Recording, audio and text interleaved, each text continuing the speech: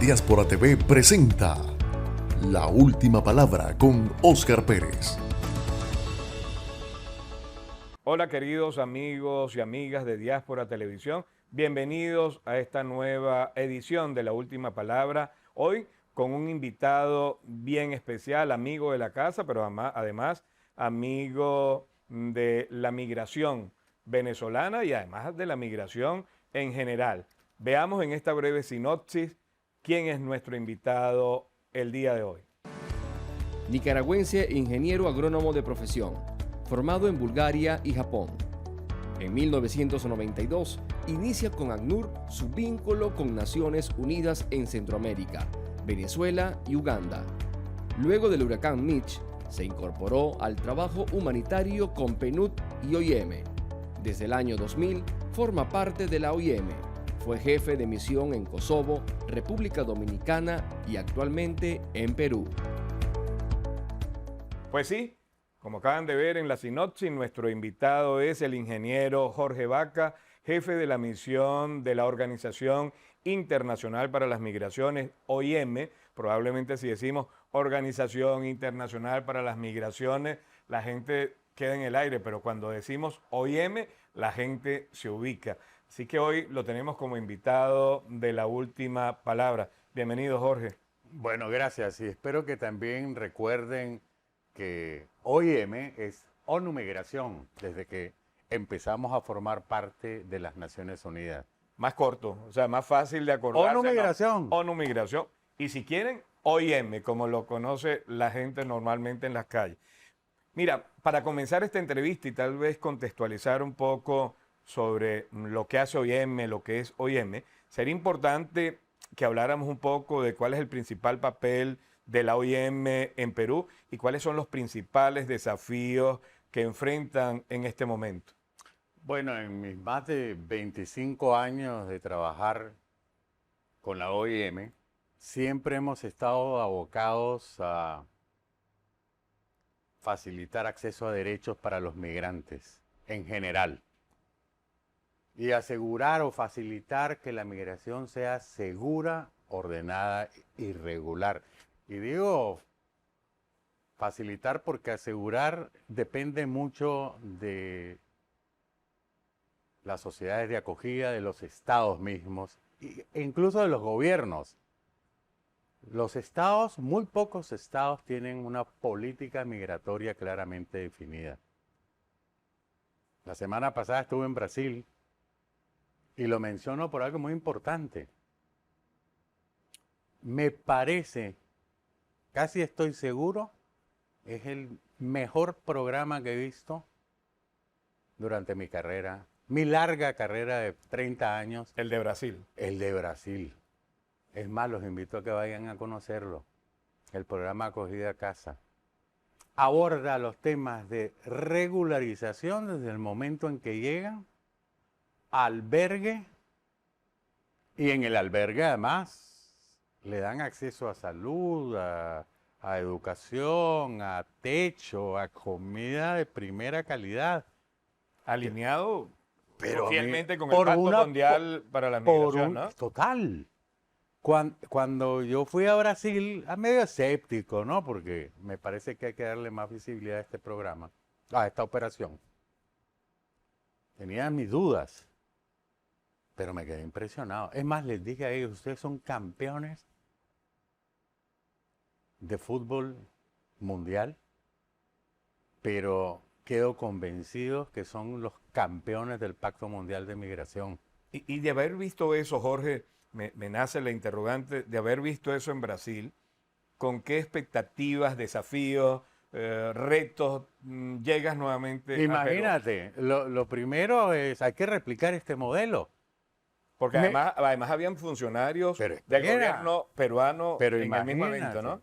No, eso era de Eurofront. Esto era una iniciativa mía para ir a conocer ese programa a Boa Vista, que está en la frontera con Guyana y con Venezuela, sí, ¿no? Boa Vista es algo parecido a lo que es Cúcuta en la otra frontera con Venezuela, porque la gente siempre ha ido a Boa Vista. O sea, la gente que vive en Venezuela, en el sur oriente de Venezuela, Ah. siempre ha cruzado a Boavista como Pedro por su casa.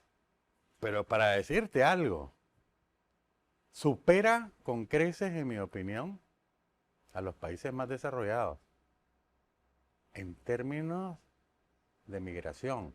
¿Y crees que hay algunas de esas iniciativas o de esas prácticas, buenas prácticas que pudiste observar en Brasil, crees que hay algunas que puedan ser fácilmente implementadas, por Mira, ejemplo, en Perú? todas las que hacen ellos o aplican ellos, y por eso quería continuar con mi narrativa, aseguran una migración segura, ordenada y regular como se plantea en el Pacto Mundial.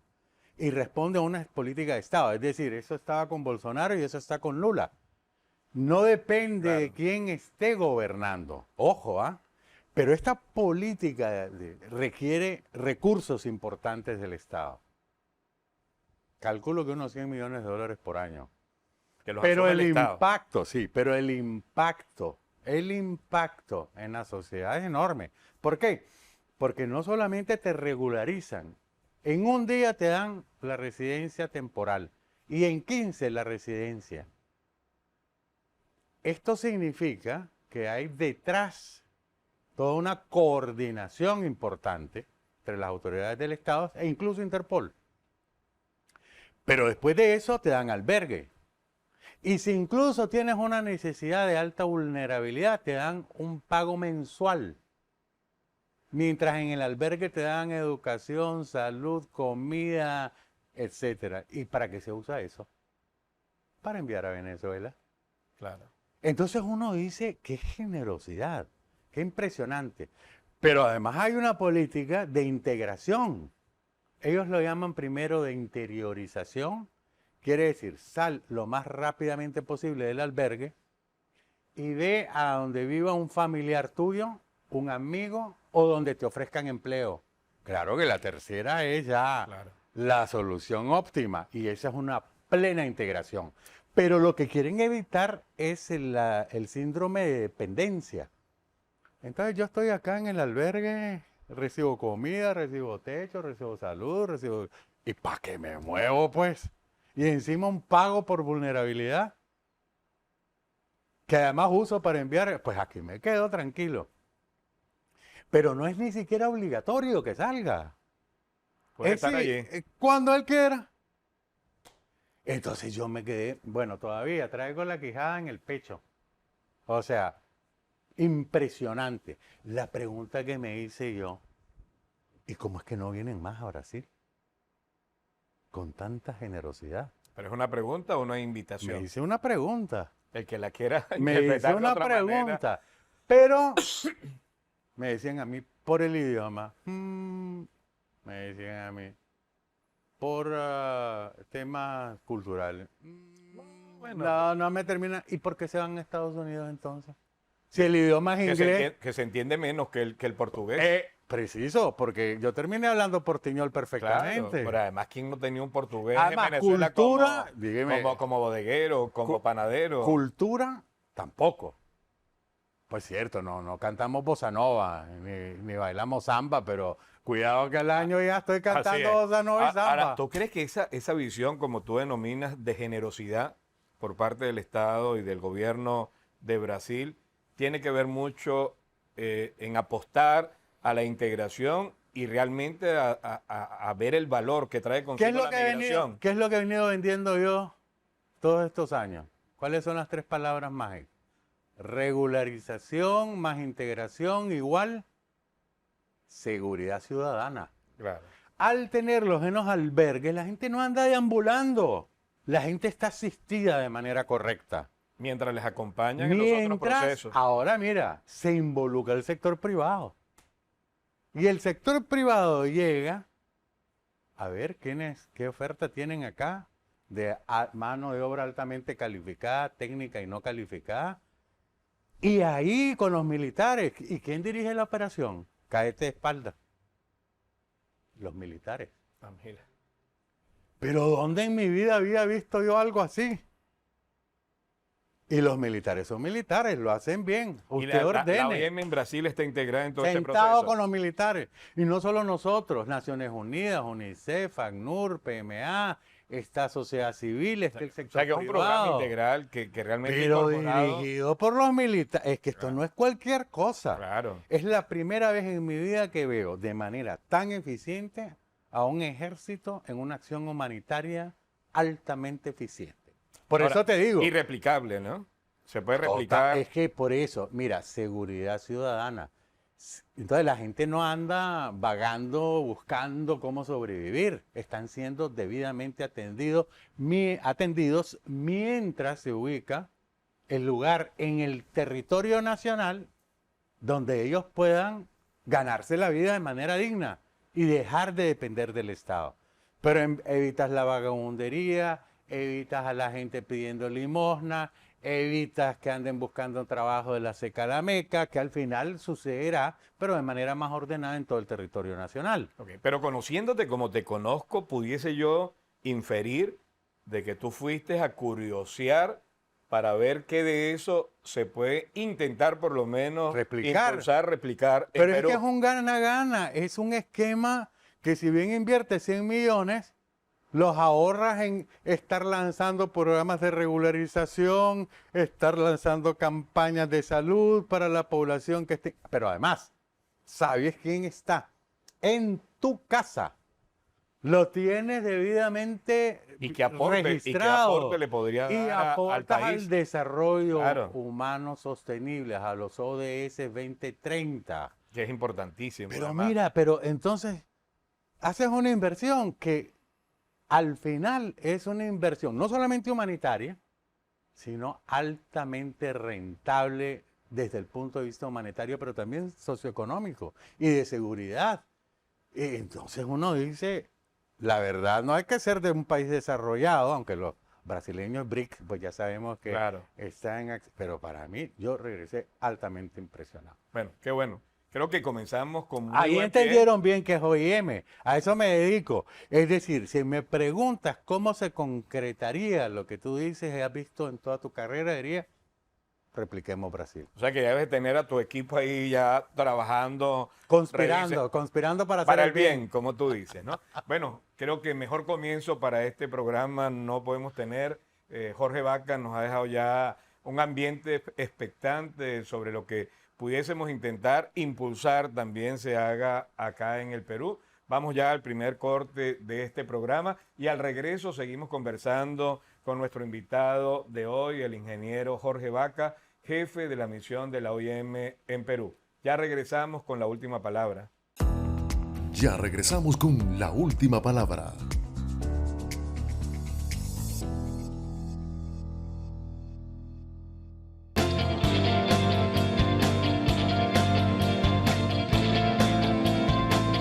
Estos brigadistas de una u otra manera se vienen formando con un curso de 100 horas académicas, donde están viendo temas como primeros auxilios, el Sistema Nacional de Defensa Civil, cómo funciona el SINAGER, al mismo tiempo evacuación y rescate, es decir, muchas áreas que tienen que ver justamente con la atención de emergencia.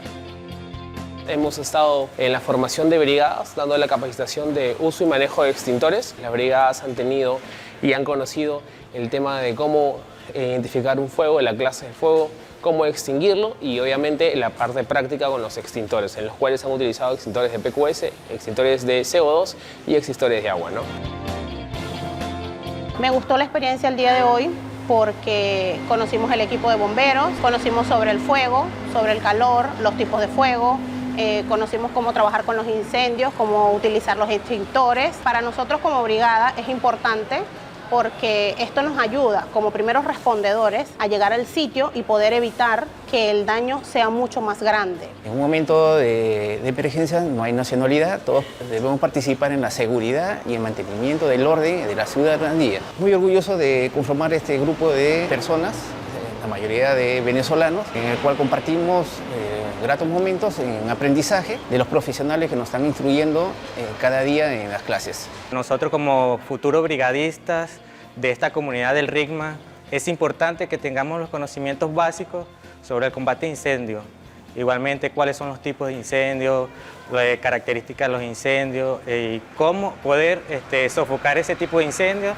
dependiendo de sus características principales. Estamos integrándonos para ayudar a más seguido, más personas en estas situaciones, ya que es un distrito bastante vulnerable con respecto a muchas situaciones que puedan presentarse de manera natural, ya sean incendios, sean derrumbes, sismos e incluso las inundaciones. Mi objetivo de ser brigadista es poder ayudar y apoyar a otras personas que de verdad estén en situaciones de riesgo y de vulnerabilidad en el momento preciso en el cual yo esté preparada para ayudarlos a ellos.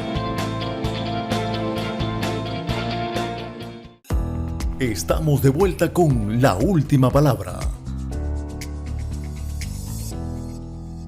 Bueno, y seguimos con más de La Última Palabra y nuestro invitado de hoy, el ingeniero Jorge Vaca, jefe de la misión de la OIM en Perú.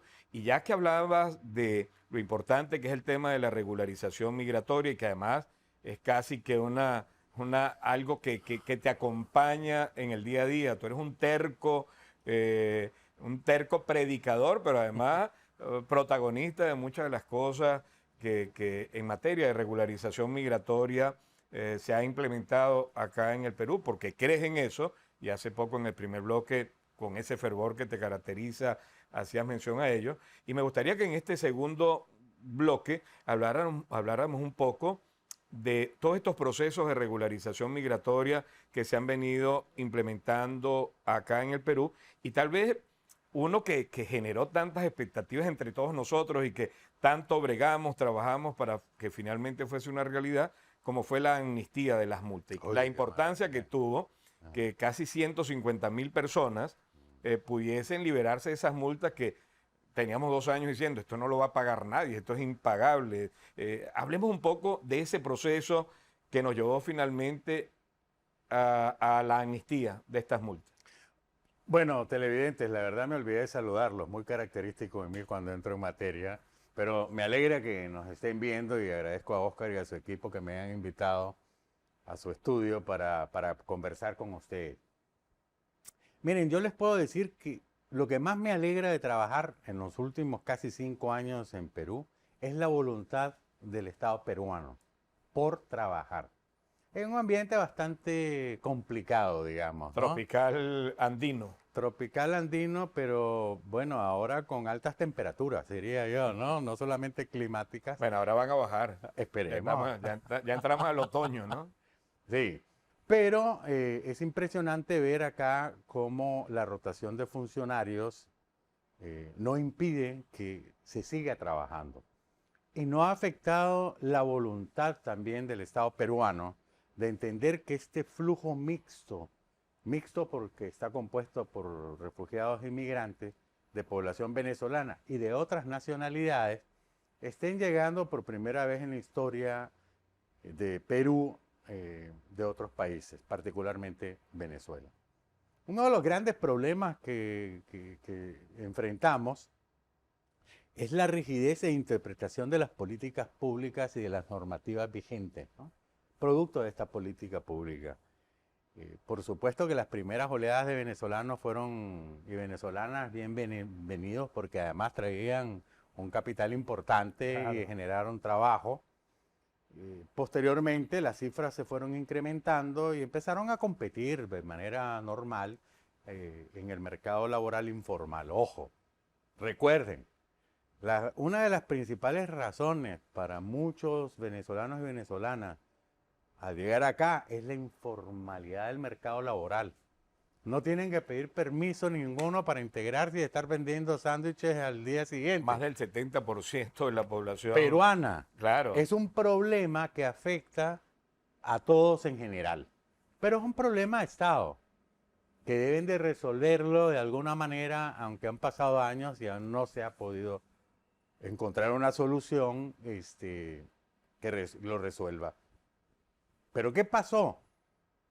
Cuando a muchos les entregaban la residencia, la categoría de calidad migratoria especial de residencia, el plástico famoso, que así lo llamaban las autoridades, dice, no es plástico, es un carnet de residente, un carnet de extranjería, que es el nombre genérico.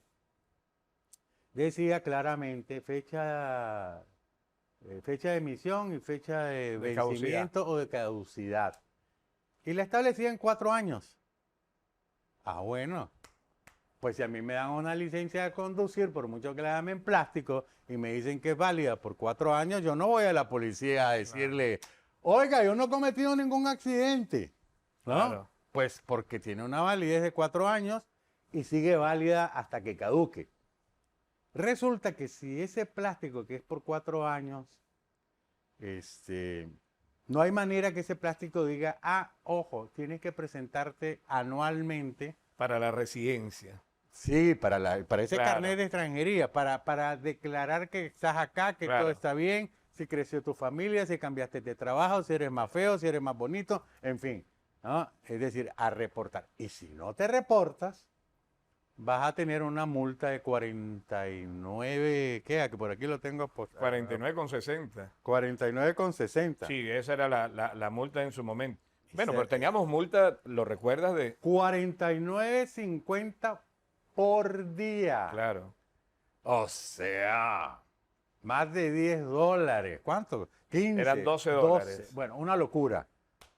Entonces era impagable. Por encima del sueldo del sueldo mínimo, del salario básico. Se acumulaba al año por ser por día a 18,067 soles en un año. Entonces, si yo, que pienso que esto es ya por 4 años, el plástico, Me relajo. Obviamente me relajo. Pero ¿por qué no leíste la normativa que dice que tienes que venir a reportarte? Y ahí se empieza a generar una multa que muchos ni la conocían, hasta que se dan cuenta que debían miles de soles. Ante eso fue que nosotros le dijimos en ese momento a las autoridades, no voy a mencionar nombres porque no creo que sea importante. Pero además algo importante. Hombre, es impagable. Pero lo importante es que, haciendo mención a lo que decías inicialmente, no tienes que decir nombre, pero siempre hubo receptividad de parte de cada uno de los funcionarios que iban pasando por estos puestos. Desde el punto de vista técnico, ellos reconocen que efectivamente no son culpables los migrantes de esa multa, no se les debe culpar a ellos, sino más bien a la administración. Es que la normativa dice y establece que se venga a presentar, eso es porque, anualmente, entonces porque por 4 años. Porque también la normativa lo dice así. Entonces hay una contradicción. Muy mal, además. Hay una contradicción. Claro. O es 4 o es 1.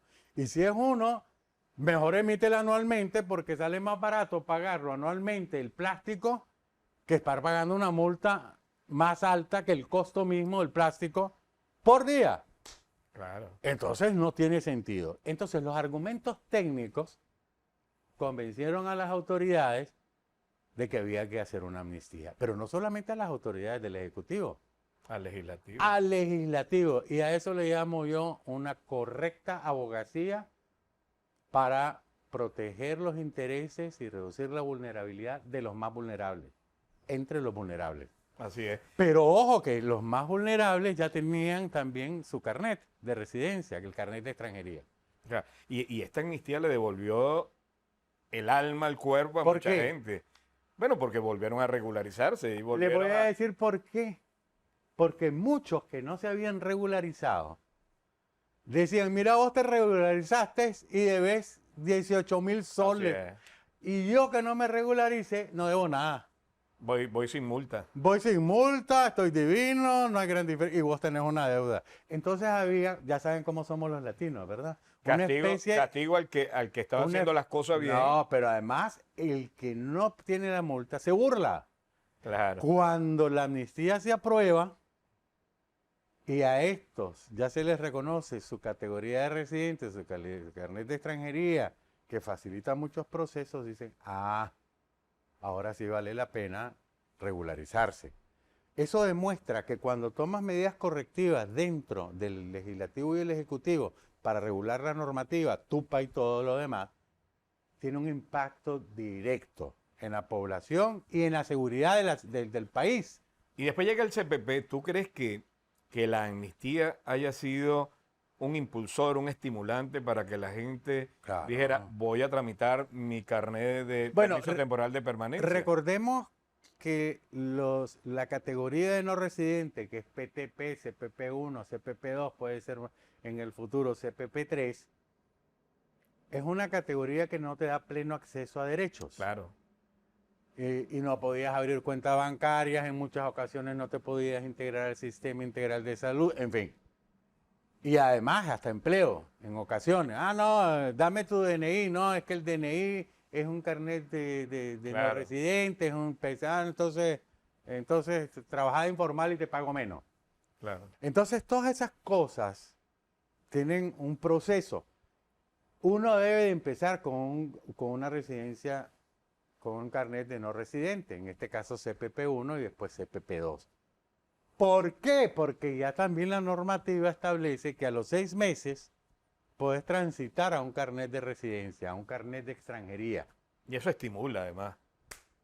Estimula. Voy a tener CIS, voy a hasta poder hasta contratar una línea telefónica, voy a poder firmar todo tipo de documentos sin problema, pero además incluso puedo avanzar, si cumplo con algunos requisitos, a residencia. otra calidad migratoria que me dé aún mucho más estabilidad. Ahora solamente los que tienen un carnet de extranjería, lo único que no pueden hacer es votar por presidencia.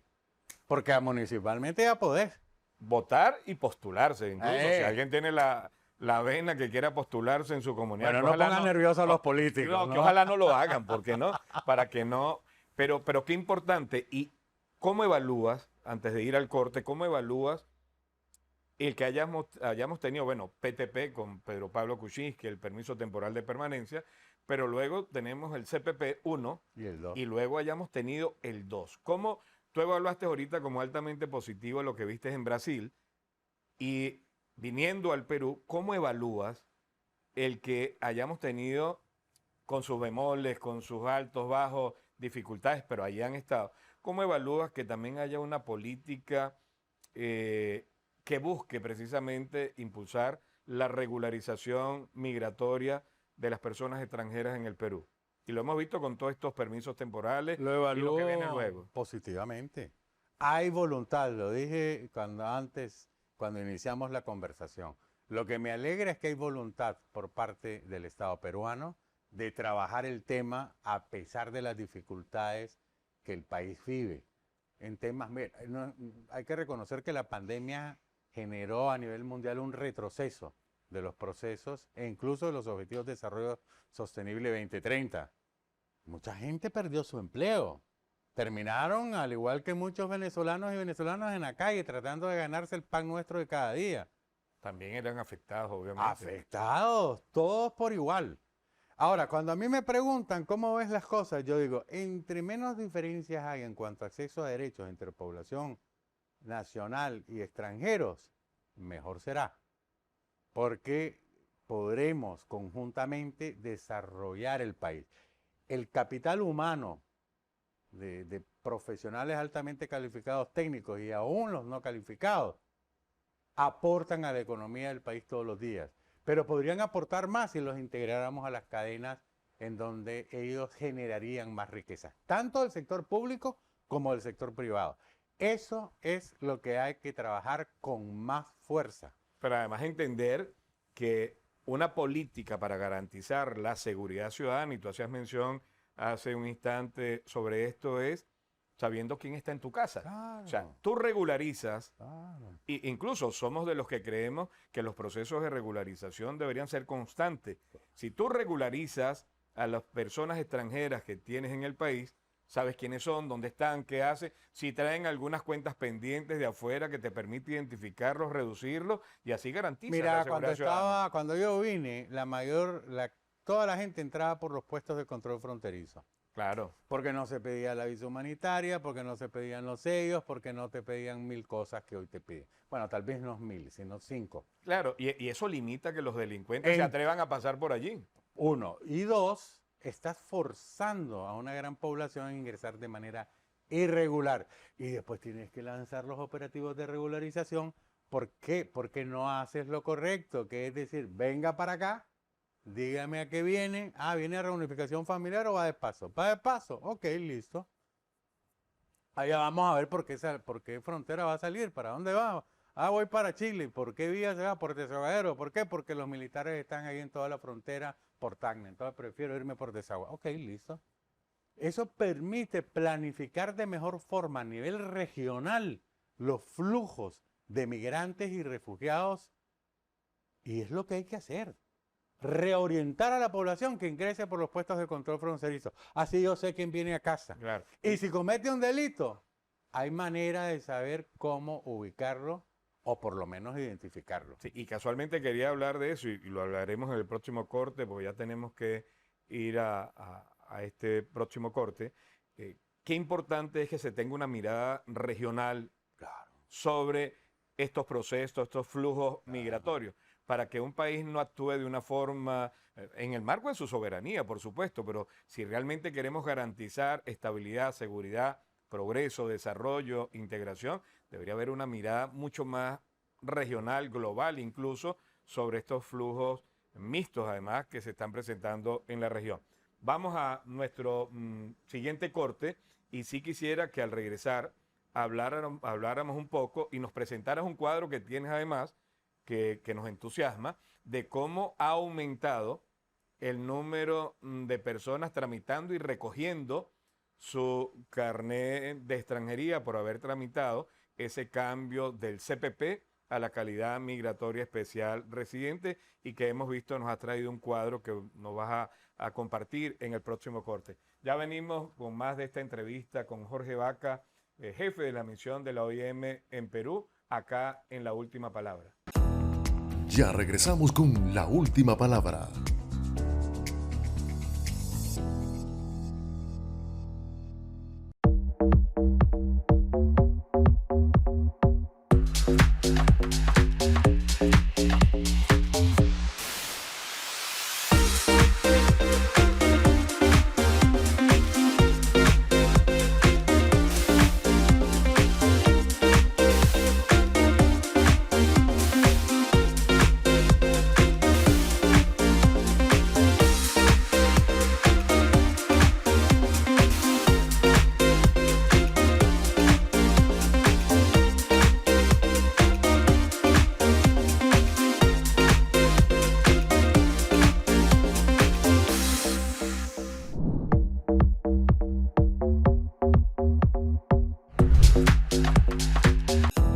Estamos de vuelta con La Última Palabra.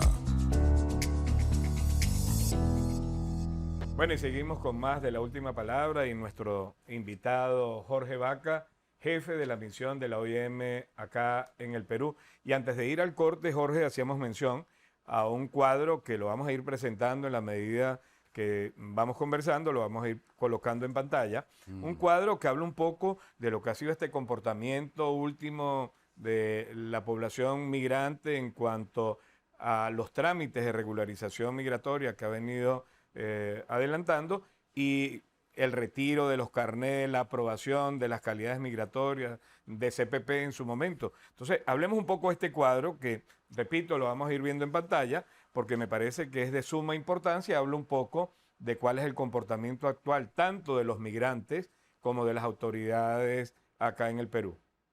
Perfecto. Mira, el cuadro en realidad es una infografía. La infografía lo que pretende es que ustedes recuerden fácilmente la información que contiene. Hablamos de la amnistía anteriormente, ¿recuerdan? En la parte superior del cuadro van a ver el precio de la multa antes y el precio de la multa hoy. Y si antes yo les decía que costaba $49.50 el primer día y todos los días subsiguientes hasta acumular 18.067.50 soles al año, hoy cuesta $33.20 el primer día y $3.30 por cada día siguiente, acumulando 1.234.40 soles al año. ¿Ven la diferencia? De 18.067 a 1.234. Igual no hay que dejarse multar. Oh, no, nunca. Claro, así sea menor ahora el importe. En Colombia dicen no hay que dar papaya. Así es. ¿Ah? Entonces hay que evitar la multa. Después van a ver algo que es impresionante. El costo del carnet Antes el costo del carnet de extranjería costaba 162.50. Hoy cuesta 40.60, 4 veces menos. Así es. Eso demuestra la voluntad del Estado peruano y de sus entidades, en este caso particular la superintendencia. Pero esto tuvo que ser aprobado por un TUPA y tuvo que ser aprobado por la presidencia del Consejo de Ministros. Claro, y cualquiera diría, bueno, están cobrando menos, están perdiendo. No, están ganando. Claro, porque y está ganando el regulariza. Perú, además. Y está ganando el Perú.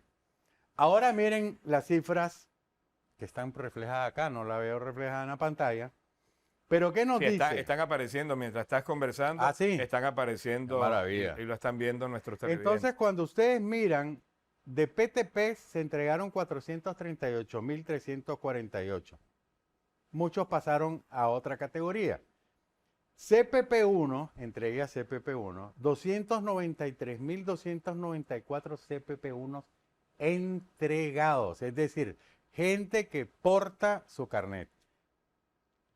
Mucha gente comprendió mal lo del CPP1 y del CPP2. Para los del CPP2 tenían que esperar 6 meses para solicitar su carnet de extranjería CEMER, calidad migratoria especial de residencia. Los del CPP1 pueden ir de inmediato a buscarlo una vez tengan la cita, ¿verdad? Pero, miren, cuando empezamos la campaña, habían apenas 30.000 personas que habían pasado de CPP1 a CEMER, al carnet de extranjería, de no residente a residente. Hoy pedí el reporte, qué alegría me dio el ver que ya hay 70.000 más. Es decir, que ya pasaron de 157.859 que quedan por pasar. Ojo, todavía hay 157.000 personas, casi 158, que no han pasado o no han solicitado pasar a su carnet de extranjería. Pero ya hay 109.000. Pasamos de 30.000 a 109.802, o sea, casi 110.000. ¿Eso fue por qué? Tus videos, seguramente. Bueno, no, yo creo que ha sido el esfuerzo de mucha gente, Claro, de OIM, claro. de las mismas autoridades de migración que Claro. han estado impulsando e informando, porque yo creo que aquí tiene mucho que ver, Jorge, el que la gente sepa lo importante que es pasar de un permiso temporal a una residencia que te abre un cúmulo de oportunidades. Bueno, siempre le decimos a la gente acá, y además lo hacemos en la sede de Unión Venezolana en Perú, tramitas tu residencia, apenas te la aprueben, te afiliamos al SIS. Entonces ya tienes seguro Claro. integral de salud. Acceso a derechos. Claro, entonces el entender que es como pasar de ser teniente a pasar a ser capitán. O sea, y entonces qué importante que la gente entienda que si pasa del CPP en un trámite muy sencillo y que además ahora cuesta muchísimo menos a lo que 4 costaba veces antes, menos. claro, vas a tener la posibilidad de encontrar mayores oportunidades. Que no es fácil, porque nadie ha dicho que es fácil, pero hay más posibilidades de encontrar oportunidades en este país que nos ha recibido bien o mal, con las manos, con los brazos abiertos, con generosidad y empatía. Mira, CPP2. Hay impresos 150.764 carnets. Afortunadamente, se han entregado 123.092. Aquí estamos hablando ya de cientos de miles. Y eso es lo que a mí me parece espectacular, por decir lo menos. Sí, y tú sabes que se me ocurre Pero algo. faltan 30. Claro, y ahí Hay es donde voy. 30.000 que pidieron el CPP2 que no lo han ido a retirar. Claro, y ahí es donde quiero ir, porque mira, para nadie es un secreto la disposición que tiene la Superintendencia Nacional de Migraciones, el superintendente Armando García Chunga, que está siempre presto con su equipo a buscar algunas soluciones a este tipo de problemas. El tema es que no hay citas, no hay la cita suficiente y que además es comprensible frente al volumen de personas que abruptamente, de manera positiva, están realizando este trámite. No hay citas, o sea, no hay una correlación entre el número de personas que tienen la posibilidad de retirar su carnet de extranjería y el número de citas disponibles. Por eso que me nace de repente, y lo dejo como una propuesta, mi querido Jorge, de repente impulsar desde la OIM, y además nosotros desde Unión Venezolana en Perú podemos coadyuvar, apoyar en eso también, junto a otras organizaciones, comenzar a impulsar, y es algo que obviamente te lo dejo como sugerencia para que lo converse con las autoridades de migraciones, algunos entregatones en Lima. Hemos visto entregatones en algunas otras provincias que han dado resultados, provincias del Perú. Oye, impulsar algunos entregatones. Me encanta acá en el Lima. nombre, regulatones y entregatones. Me lo inventé yo en su momento. Claro, por supuesto. Pero quiero hablar de algo que me parece importante que los televidentes conozcan. Yo lo llamo la pesadilla americana. El sueño americano no se lo compren así de fácil. Miren, muchos están yendo por el Darién, arriesgando sus vidas, porque creen encontrar en Estados Unidos el mal llamado sueño americano. Coincido también en que las autoridades de Estados Unidos hacen todo lo posible para evitar que ustedes se vayan detrás de un sueño americano de manera irregular. Hay otras vías para llegar a Estados Unidos y hay programas de reasentamiento también para venezolanos que permiten ingresar a Estados Unidos de una manera regular. No se vayan irregulares. No se vayan por el Darién, pueden morir. Y no les digo que esto sea un invento mío, es lo que está sucediendo en el Darién. Porque mucha gente cree que va a encontrar respuesta a sus problemas. Y si van de manera irregular, no van a encontrar respuesta. Pero además no vale la pena. En nuestros países todos bailamos cumbia, merengue, cha-cha-cha, tango, salsa. Lo que sea, hablamos el mismo idioma, culturalmente nos identificamos. El tema del idioma, tendrán que aprender otro idioma, es complicado, es otra cultura.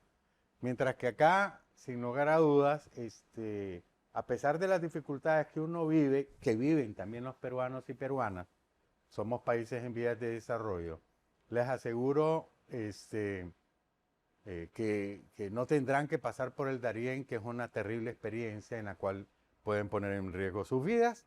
Pero recuerden mis palabras, ustedes son gente muy valiosa, la sociedad peruana también, los estados podemos hacer las cosas mejores, sin lugar a dudas, pero la esperanza es lo último que se pierde y hay que seguir pensando en la reconstrucción y formación de nuestras sociedades y recordando los años duros para que podamos proteger de mejor forma las democracias que tenemos que desarrollar en nuestros países. No, muchas gracias a ti, Jorge. Nada, Jorge, para nosotros es un enorme placer, un honor tenerte acá. Además, es importante que la gente sepa mucho de lo que hemos logrado los migrantes venezolanos y venezolanas en el Perú es gracias al trabajo de la Organización Internacional para las Migraciones, pero de manera muy particular el trabajo que Jorge Vaca y su equipo ha venido implementando, y por eso te estaremos eternamente agradecidos. Gracias Oscar. Sí. Gracias al equipo, gracias televidentes. Hasta la próxima. Y nos vemos en una próxima edición, el próximo martes, recuerden, martes 7 de la noche, miércoles 2 de la tarde, con una nueva edición de este programa en donde usted tiene la última palabra.